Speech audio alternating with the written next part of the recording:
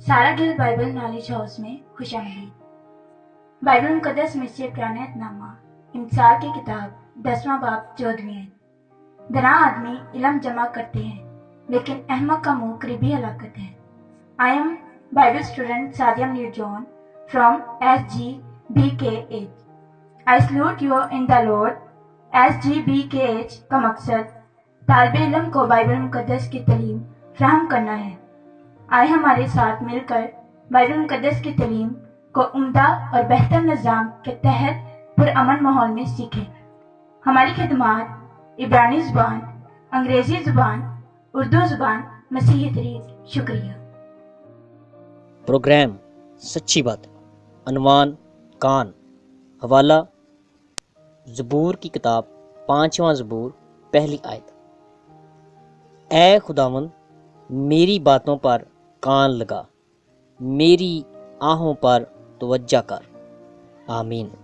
Psalms 5 verse 1।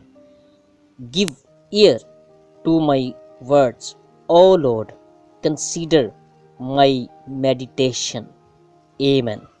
हमारे अज़ीना अदोनाई बीना हगीगी संस्कृत ज़ुबान से मखूज़ इसम है। उर्दू में अरबी रस्मुल ख़त के साथ बतौर इसम इस्तेमाल होता है। इंग्लिश ज़ुबान में ईयर और इब्रानी ज़ुबान में ओज़न कहते हैं। The physical organ of hearing which was considered of importance as the chief instrument by which man receives information and commandments. The inner ear, the organ of spiritual perception, the organ of hearing, the organ by which sound is perceived, and in general, both the external and internal part in understood by the term. कान रूहानी ज़िंदगी में एक ख़ास किरदार अदा करते हैं। कान खुदा ने दिए हैं। इब्रानी मुहावरे के मुताबिक कान लगाए गए हैं जैसे पौधा लगाते हैं। खुदा कान खोलता है।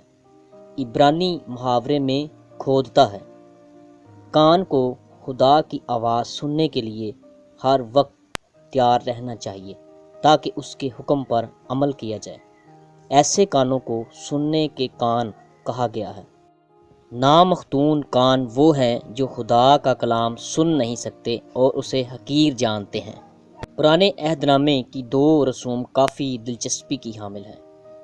पहली रस्म, इब्रानी ग़ुलाम को 7वें साल आज़ाद कर दिया जाता था, लेकिन अगर वो आज़ाद होना ना चाहता तो उसे दरवाज़े या दरवाज़े की चौखट पर लाकर उसके कान सुतारी से छेद देते थे।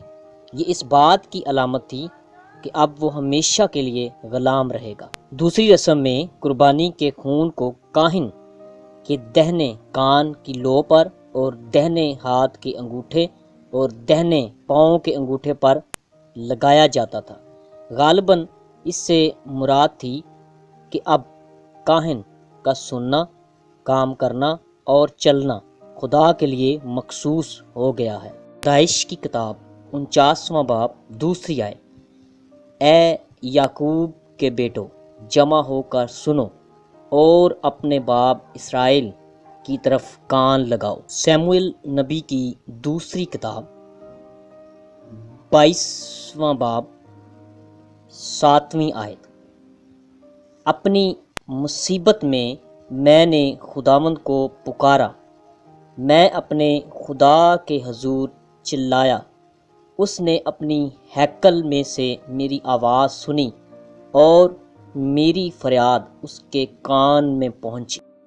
अयूब की किताब 12वां बाब 11वीं आयत। क्या कान बातों को नहीं परख लेता जैसे ज़ुबान खाने को चख लेती है। 34वां ज़बूर 15वीं आयत।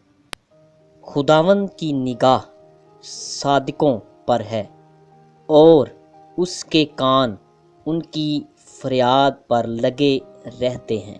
ज़बूर नंबर 54 वर्स नंबर 2। ए खुदा, मेरी دعا سن لے، میرے منہ کی باتوں پر کان لگا۔ زبور نمبر 55 ورس نمبر 1۔ اے خدا میری دعا پر کان لگا اور میری منت سے منہ نہ پھیر۔ 78واں زبور پہلی آیت۔ اے میرے لوگو میری شریعت کو سنو، میرے منہ کی باتوں پر کان لگاؤ۔ امثال کی کتاب پہلا باب 8ویں آیت۔ اے میرے بیٹے اپنے باپ کی تربیت پر کان لگا اور اپنی ماں کی تعلیم کو ترک نہ کر۔ امثال کی کتاب 18واں باب 15ویں آیت۔ ہوشیار کا دل علم حاصل کرتا ہے اور دانا کے کان علم کے طالب ہیں۔ امثال کی کتاب 21واں باب 13ویں آیت۔ جو مسکین کا نالہ سن کر اپنے کان بند کر لیتا ہے، وہ آپ بھی نالہ کرے گا اور کوئی نہ سنے گا۔ خداوند ہم سب کو برکت دے، آمین۔